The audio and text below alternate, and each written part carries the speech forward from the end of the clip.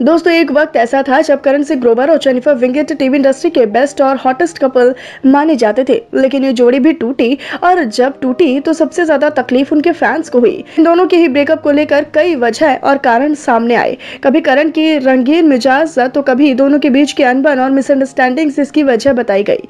लेकिन अब 7 सालों बाद आखिरकार इन दोनों की शादी टूटने की असल वजह सामने आ गई है कि आखिरकार कसौटी जिंदगी की सीरियल के सेट पर मिले ये दोनों ही अडोरेबल कपल आखिरकार किस तरीके से और आखिरकार क्यों अपनी शादी में असफल रहे।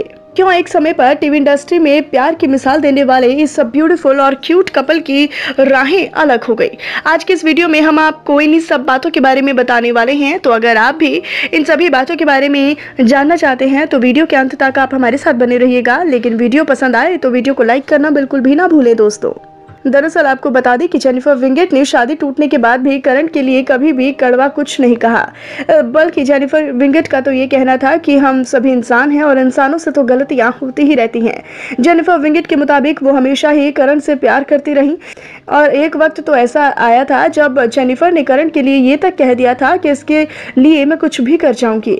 फिर क्या ऐसा हुआ कि दिल मिल गए कि ये जोड़ी रियल लाइफ की कसौटी में फेल हो गई। करण और जेनिफर सबसे पहले कसौटी जिंदगी के सेट पर मिले थे और बस फ्रेंड बने, जिसके बाद उनकी मुलाकात हुई दिल मिल गए के सेट पर और फिर दोनों को प्यार हो गया। लेकिन उस वक्त करण श्रद्धा निगम के साथ शादी में थे। लेकिन जब करण सिंह ग्रोवर ने झलक दिखला जा साइन किया तो उस दौरान इनकी कोरियोग्राफर निकोल संग उनके अफेयर की खबरें सामने आई, जिसके चलते श्रद्धा निगम से उनका रिश्ता टूट गया और जेनिफर ने भी उनसे दूरी बना ली। लेकिन दोस्तों वो कहते हैं ना कि जिनकी मुलाकात ऊपर वाले ने लिखी है वो किसी भी तरीके से मिल ही जाते हैं। करण ग्रोवर ने जेनिफर विंगेट को शादी के लिए प्रपोज किया, जिसे जेनिफर भी मना नहीं कर पाई। दोनों बेहद खुश नजर आ रहे थे शादी के बाद और उसके बाद भी दोनों को अपने करियर का अच्छा ब्रेक भी मिला। लेकिन ये किसे पता था कि ये ब्रेक इन दोनों के ब्रेकअप की ही वजह बन जाएगा। जी हाँ, एक तरफ जहाँ जेनिफर विंगेट सरस्वती चंद्र सीरियल में काम कर रही थी तो वहीं दूसरी तरफ करण सिंह ग्रोवर को कबूल है सीरियल मिल गया था। दोनों अपने ही शो में इतने ज्यादा बिजी और व्यस्त रहने लगे कि एक दूसरे के लिए टाइम तक नहीं निकाल पा रहे थे और यही दूरियां डे बाय डे इतनी ज्यादा बढ़ती चली गई कि उसी दौरान इन दोनों की दूरियों के बीच करण सिंह ग्रोवर को बॉलीवुड फिल्म में अलोन में काम करने का सुनहरा मौका मिला। जी हाँ, खबरों के मुताबिक तो ये भी बताया जाता है कि करण की बिपाशा के साथ फिल्म अलोन के दौरान जेनिफर और करण में और ज्यादा दूरियां बढ़ने लगी थी। जेनिफर ने करण से अलग रहना शुरू कर दिया था। हालांकि उस वक्त दोनों ने ही इन खबरों का खंडन किया था, लेकिन फिर भी बहुत जल्द ही दोनों में अनबन और मिसअंडरस्टैंडिंग्स और लड़ाई झगड़ों की खबरें आने लगी थी, क्योंकि करण भी रात भर घर ना लौटकर बिपाशा के साथ ही ज्यादा से ज्यादा वक्त गुजारा करते थे। फिर वही हुआ जिसकी सबको आशंका थी, दोनों का तलाक हो गया।